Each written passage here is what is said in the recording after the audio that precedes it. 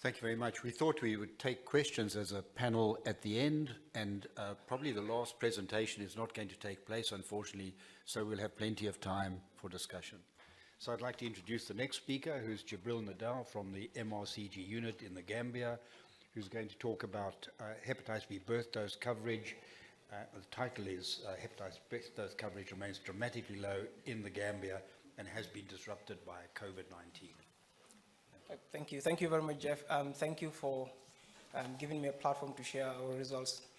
So the significance of hepatitis B birth dose vaccination in sub-Saharan Africa, especially in the highly endemic countries, is well known to all of us here. So I would skip straight to discuss the context in the Gambia. For those who don't know, it is a very small country in West Africa, that small dot completely encircled by Senegal on 3 sides, by the Atlantic Ocean on the west.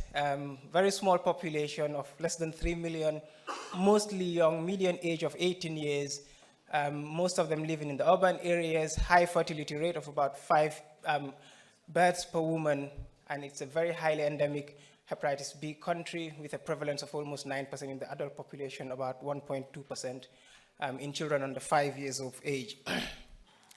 The Gambia has had an excellent track record of infant hepatitis B vaccination, and this is vaccines given within the EPI program, irrespective of when the first hepatitis B vaccine is given. And we were the first country in sub-Saharan Africa to introduce the hepatitis B vaccine within the routine EPI program, and this was through the GHIS study, which was a collaborative program set up in the mid-1980s by the WHO through IAC, the Gambia government, and the MRC unit. And in a stepwise design trial, hepatitis B vaccine was scaled up within the country in the EPI program, and by February 1990, it was routinely given to all babies who were born in the Gambia. The study had other phases where it looked at the protection conferred by the hepatitis B vaccine in terms of chronic hepatitis B carriage, and the final phase looked at the impact of the infant vaccination on reducing liver cancer in adults. The Gambia has sustained very high infant hepatitis B vaccine coverage of more than 90%, but you would see from this study done by USUK in 2015 that the proportion of babies who received the first hepatitis B vaccine within the first 24 hours of birth were very low, at only 1% in the decade prior to the 2015 WHO targets. So between 2004 and 2014, only 1% of babies were receiving their first hepatitis B vaccine within the first 24 hours of birth. Most of the babies were getting their vaccine between 1 and 4 weeks of birth, between days 8 and day 28. And they found that the factors that were mostly associated with delayed receipt of the first hepatitis B vaccine were low maternal educational level, living in a rural setting where you're very far from either the maternity center or the vaccination sites, and if you lived in an area that is served by a tracking clinic. So in areas where there is no cold chain access, the Ministry of Health has monthly tracking clinics where they go to these sites and administer vaccines to babies. So living in a region like that increases your chances of getting a delayed hepatitis B vaccine within the first 24 hours of birth. Since 2015, a lot of developments have happened in the Gambia in the arena of viral hepatitis. The country set up a national hepatitis program, which is embedded within the HIV program, and appointed a viral hepatitis focal person.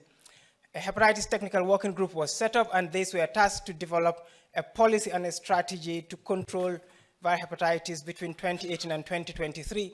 And in 2018, these documents were launched by the Ministry of Health, and the priorities identified were screening of blood products, antenatal screening, and scale-up of timed hepatitis B birth dose vaccination. A year after these documents, we realized that not much has changed. All of these were just on paper, so we came, we had meetings to reinforce the preventive strategies, and amongst these, we conducted trainings for midwives, EPI officers, laboratory technicians, and hospital CEOs to identify what are the things that we can do to scale these things up. We had stakeholder meetings with the EPI programs and the directors at the Ministry of Health, and we agreed on a new strategy where EPI officers in all of the regions will routinely go to the health facilities on a daily basis in the morning and evening to vaccinate all the babies born, and women who gave birth at night will be kept until the babies receive their vaccines. As we were planning to roll this out, COVID happened. staff and resources were diverted to COVID prevention, and there was a national lockdown. So until 2020, end of 2020, when most of these lockdowns were released, then this was when actually they started. We capitalized on this to set up a study where we routinely screened pregnant women, the infant B study, and then we had regional meetings with the regional health teams to make sure that the strategy is implemented, and not only at a central government level. At the moment, we are drafting national guidelines for viral hepatitis. But coming to our study now, what we did in this study is to look at the trend of timely hepatitis B birth vaccination since 2015, when all of these new developments have happened in the Gambia, and what are the factors that still remain as potential causes of delayed hepatitis B birth vaccination, and what impact has COVID-19 had on the coverage of timely hepatitis B birth vaccination. So we looked at the data from January 2015 to the end of 2021. Initially, we stopped at July 2021, but we noticed in the results that there seems to be a shift in the coverage, so we decided to extend until December 2021.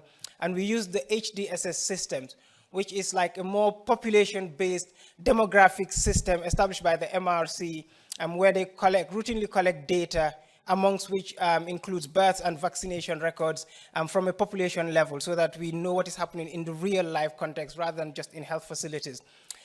So between 2015 and 2021, there were about 71,284 births. We excluded about 400 of them because of errors in the data or missing data. So some dates of vaccination were prior to the date of birth, which could be clerical errors.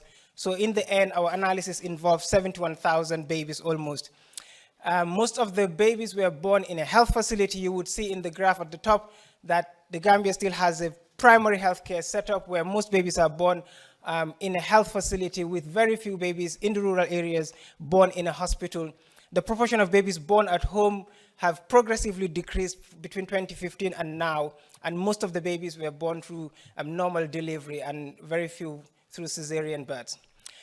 Now, the evolution of timely hepatitis B birth vaccination, when we started the analysis in 2015, the coverage was about 1.1% in these areas that we looked at. We identified a series of breakpoints in the mean coverage of the birth vaccination from the summer of 2018 and the summer of 2019. So we noticed a marked increase in the coverage from 1.1% in the summer of 2018, jumping up to about 5%, and then significantly up again, up to 10% in the rural areas by the summer of 2019.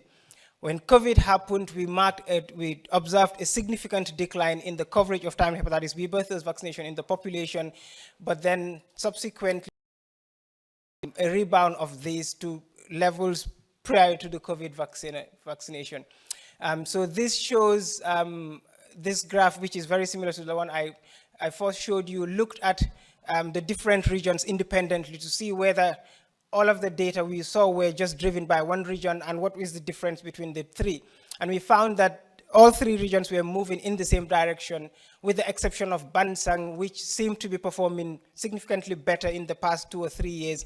And we think this is because of certain other vaccine trials going on in that region that have been helpful. This is a clearer graph that showed the different regions and the trend of birth dose coverage over time. We looked at the factors associated with delayed hepatitis B birth dose vaccination.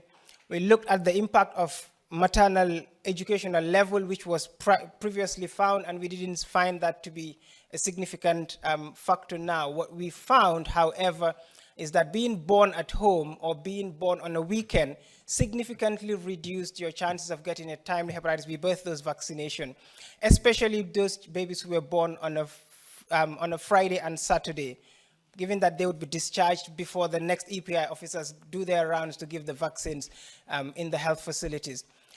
We looked at the impact of COVID, and we found that the decline in the coverage of timely hepatitis B birth dose vaccination during the COVID period was quite significant, and the chances of having a delayed hepatitis B birth dose vaccination amongst babies born during the COVID period was 2.04 higher than those who were born outside of the COVID period.